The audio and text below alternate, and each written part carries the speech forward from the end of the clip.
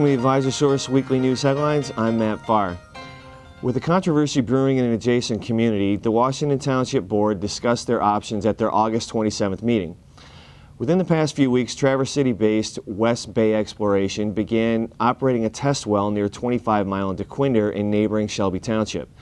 The well quickly drew the ire of local residents, but West Bay decided to temporarily cease operations before deciding to proceed with a full production operation.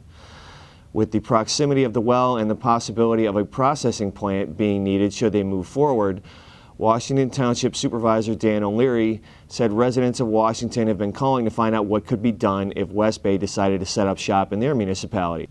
He was able to answer some of those questions, but Township Attorney Bob Siebert laid out what the township could and could not do if West Bay or any other company decided to set up a drilling operation anywhere in Washington Township. The Township Zoning Enabling Act, or the Michigan Zoning Enabling Act, which specifically applies to townships, says that you cannot regulate nor can you control the drilling, the operation, or the construction of an oil and gas well, period. If the state legislature has said townships don't have the right to regulate or control, adopting an ordinance which tells a company that has a statutory right to conduct an activity that you can't do it is a meaningless exercise. You're going to appease some people immediately, and you're going to have a judge throw it out, and you're probably going to get sanctioned as a result of it. That's kind of the bad news. There have been only a handful of Michigan cases that have interpreted this section of the Zoning Act. Siebert did say that the township would have options if a company tried to come in and set up a processing plant in Washington. Those buildings would fall under the purview of individual municipalities, and any company seeking to build one would need to abide by zoning ordinances. Unlike a drilling operation that could set up in a residential or agricultural area, processing plants would have to be built in a part of the township zoned for industrial use only. O'Leary said that he has spoken with state lawmakers on what to do about the situation. He has said he has his own ideas on how the township could protect itself with stricter regulations and more control at the local level, but for now, regulation of drilling operations will remain at the state level. The drilling operation in Shelby was given permission by the state to proceed, but they have no plans formally announced to set up anything in Washington Township. A large piece of property in northern Washington Township will be cleaned up and developed in the next few years with the approval of the Township Planning Commission.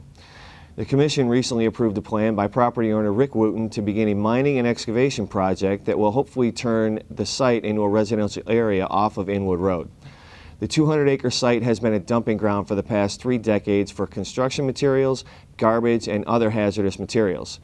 Wooten is looking to clean up the site and finance a portion of the hazardous waste removal through the sale of sand and gravel carved out through an excavation project. Larry Bean of the Michigan DEQ told the board that starting in the 1970s, foundry sand was brought out to the site and dumped. Over the next 20 years, construction and demolition waste, as well as household waste and other inert material, has also been dumped on the property. The project drew the praise of trustee Paul Thomas. I'm close by as a resident of Washington Township, and I have as much interest as anyone in making sure that that land, that swath of land, is decontaminated. So I'm very happy that somebody is there to take on the project without the township having to underwrite.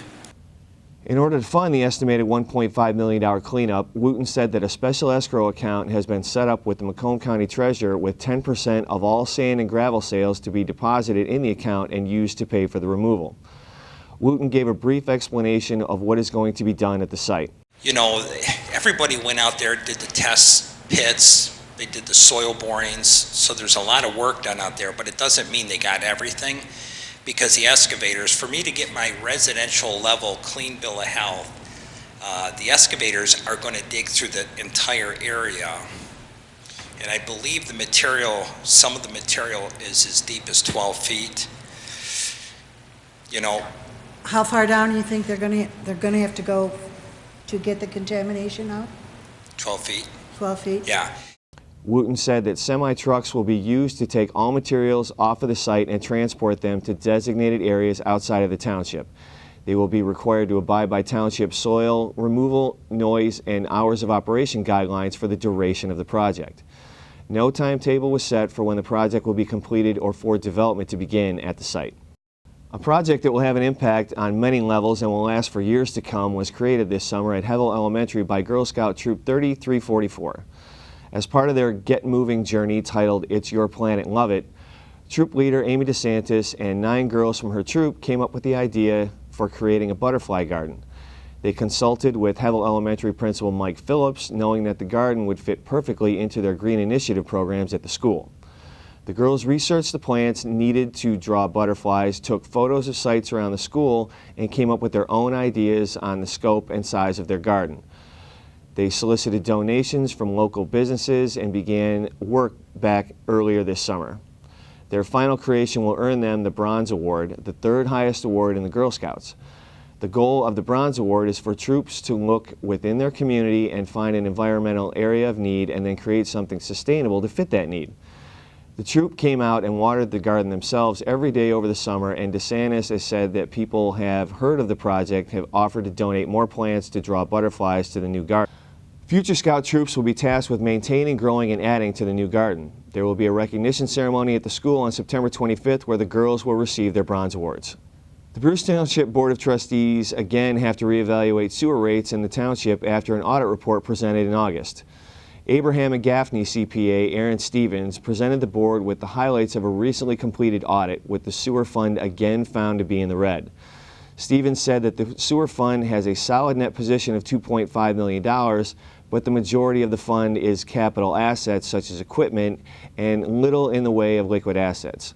With revenue brought in dropping by 14% and expenses rising by 15%, the fund was left with a deficit of over $26,000. Stevens told the board that they must either submit a plan to the state on how they plan to cover the deficit or transfer money within their budget to take care of the negative balance. The board voted 4-1 to transfer money from within their general fund to take care of the issue for this fiscal year. Trustee Paul Okanowski voted against the proposal.